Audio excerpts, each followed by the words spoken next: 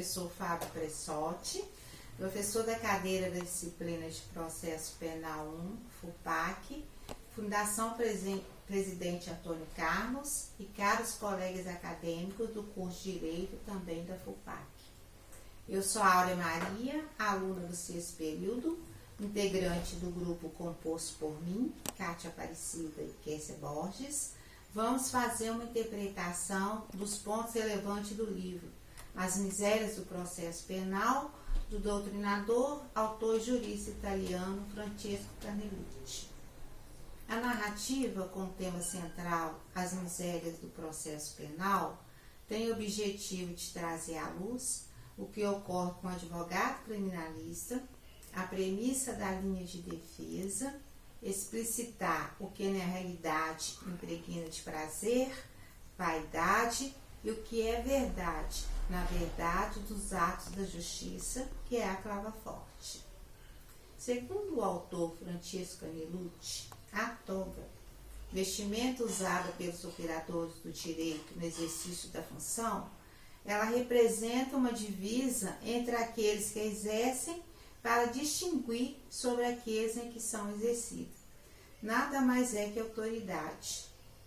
Ela também sugere um recolhimento, porque, dependendo do caso concreto, a imprensa e os curiosos tentam imprudentemente influenciar acusador, defensor e julgador. Assim naquela época aconteceu e nos dias de hoje é fato. Exemplo, nós temos o caso Nardoni, que quando antes mesmo de serem julgados, a mídia e a sociedade já os haviam condenados. Os, entre aspas, atores, fecha aspas, do procedimento julgamento, no embate eles se desdobram antes na arte de acusar e de se defender, sem se importarem, na maioria das vezes, com o que originou o fato, o que levou ao delito. Assim, em nossa curta visão, que não nos permite encontrar em delinquente um germe do bem, pois existe a possibilidade e a probabilidade de sua inocência. A sociedade acaba por não crer em sua ressocialização. Há o preconceito pós-pena.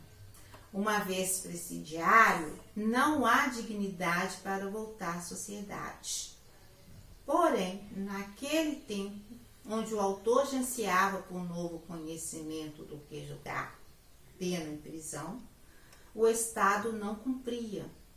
Hoje não é diferente, senão pior, a levar em consideração a evolução da ciência criminalista. A preocupação do Estado é fazer com que o acusado cumpra sua pena de acordo com os rigores da lei. Mas no universo de 100, apenas um tem a possibilidade de se recuperar em um centro apropriado, como é o caso da APAC. O juízo no auto, capitaneado pelo princípio da imparcialidade do juiz natural, se obriga à busca da verdade real dos fatos, ouvindo as partes da lide.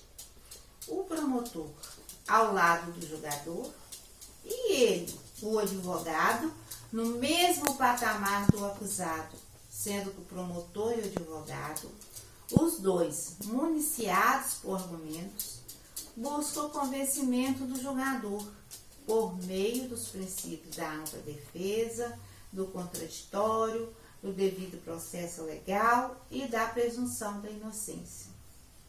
Pensa Carnelucci, a defesa do delinquente não é bem vista pela sociedade, e realmente não é.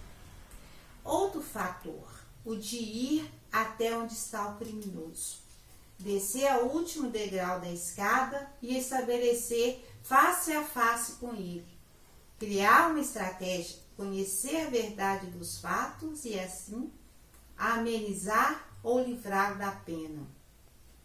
Vale lembrar aqui o advogado criminalista Cristiano Zanin, que se sacrificou nas suas idas e vindas a Brasília para defender de forma cabal o seu cliente ex-presidente Lula, ao defender a impetração do habeas corpus, que obteve a sua vitória com benefício do seu esforço e humilhação, o que foi inclusive objeto de comentário positivo do então relator Gilmar Mendes do STF. O juiz ele é provocado, seja pelas partes ou por terceiro em suas decisões. O autor citou uma passagem bíblica bem apropriada. Aspa. Quem é de vós que nunca pecou? Atira a primeira pedra. Aspa. Em defesa, uma mulher em adultério que seria levada ao julgamento pelos escribas.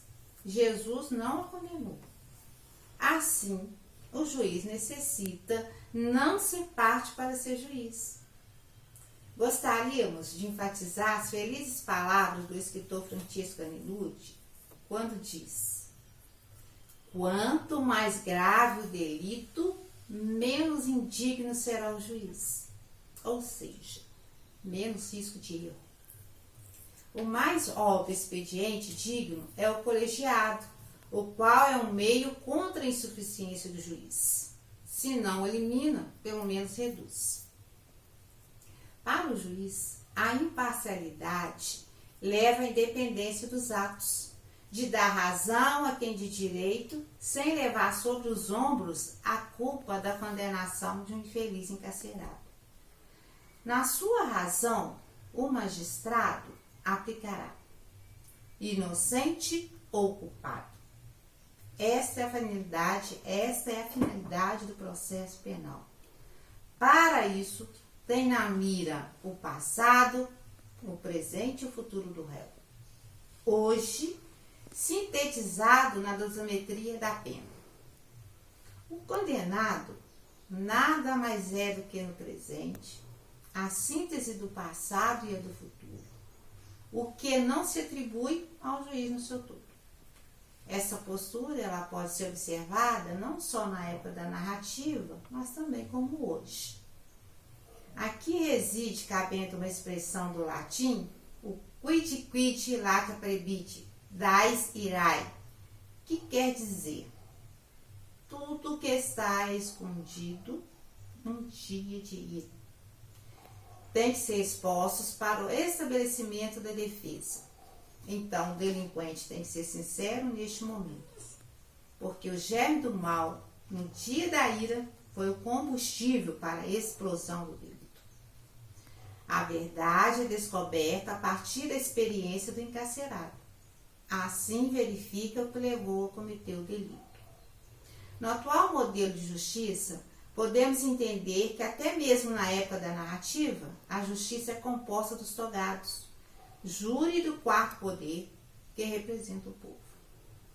As algemas e a jaula são o símbolo do direito, com mais ênfase do que o tradicional, que é a balança e a espada. Espetaculariza o delito. Essa é a programação. Tanto as algemas como a jaula, para Canelucci, demonstra a satisfação do povo. É um espetáculo. Ele não tinha pretensão de reforma de lei, mas de reformar como se enxerga e se entende o réu. Por trás dos delinquentes sempre existe um homem.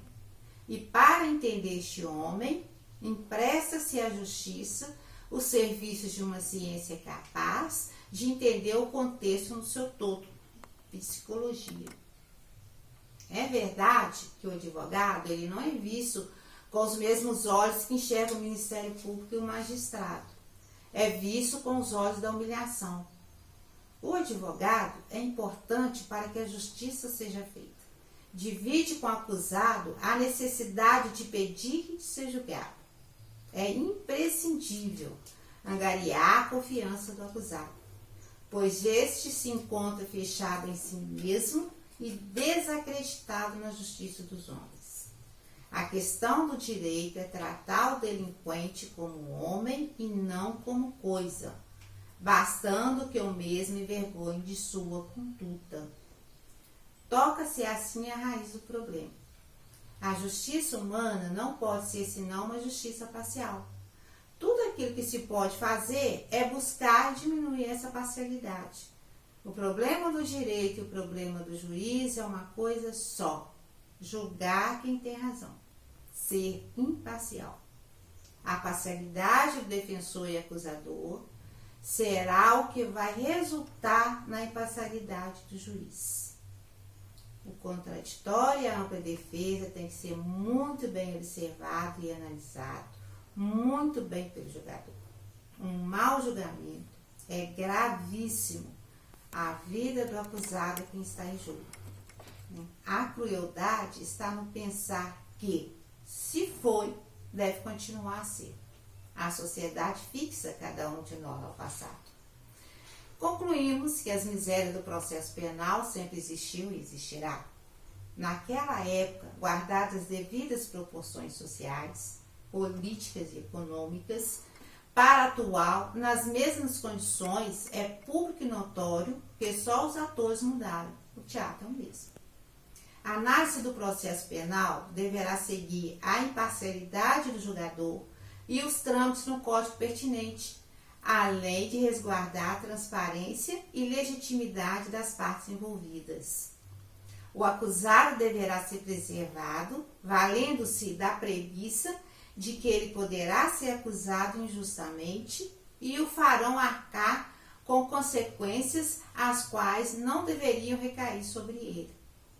O advogado, valendo-se de suas atribuições, deverá, por sua vez, conhecer de fato o processo, conhecer e inferir informações que cabem em sua concepção, ajuizar ao acusado sua ampla defesa.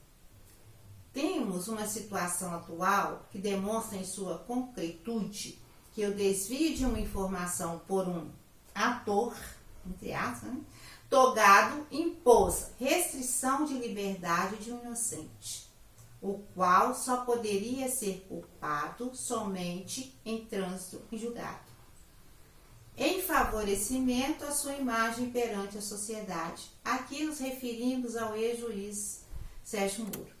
Tá? As misérias do processo penal, ao nosso entendimento, são as que representam a violação dos direitos fundamentais, da presunção da inocência, o constrangimento para a obtenção da prova, a condução coercitiva da investigação. Portanto, há que se concluir que tanto naquela época quanto na atual, as deficiências são as mesmas. Espero que a explanação tenha alcançado o objetivo e agradecemos a todos.